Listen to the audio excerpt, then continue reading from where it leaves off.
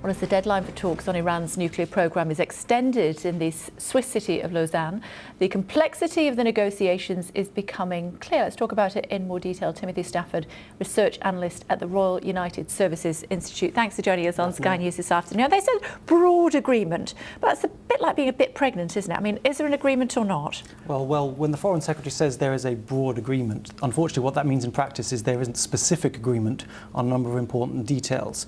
Primarily, the Iranians have always been of the view that they would like instant sanctions relief the moment an agreement is reached. The position of the P5+1 and the Western powers has always been that sanctions should be unwound over time as Iran meets the terms of the deal. In addition, there's been a particular problem in the last couple of days because it had always been understood that Iran would ship out of the country the enriched fuel that it already had, have it converted into a format that couldn't be weaponized and then returned to Iran.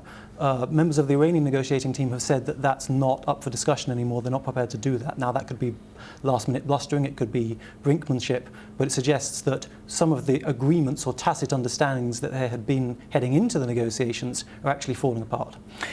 Presumably, though, Anglo-Iranian relations, and indeed with the other 5+1 countries, are warmer than they have been for some time.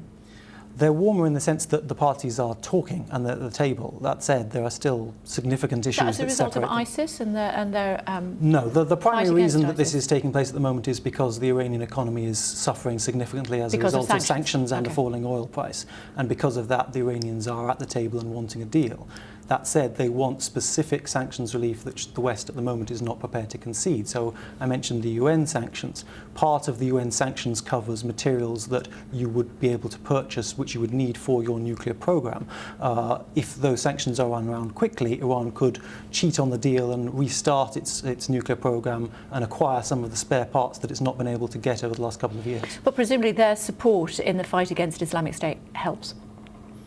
Their support of the West in the fight against the Islamic State. This is actually a sword that cuts both ways. Firstly, it's not yet clear whether the Shia militias that are fighting ISIS are in any way significantly more appropriate partners for the West. In addition, the Western powers, and particularly the White House, has played much into the idea of a broader rapprochement with Iran. It's not quite clear that that's what the Supreme Leader wants. If there is a deal with the United States, this will be seen as a reform.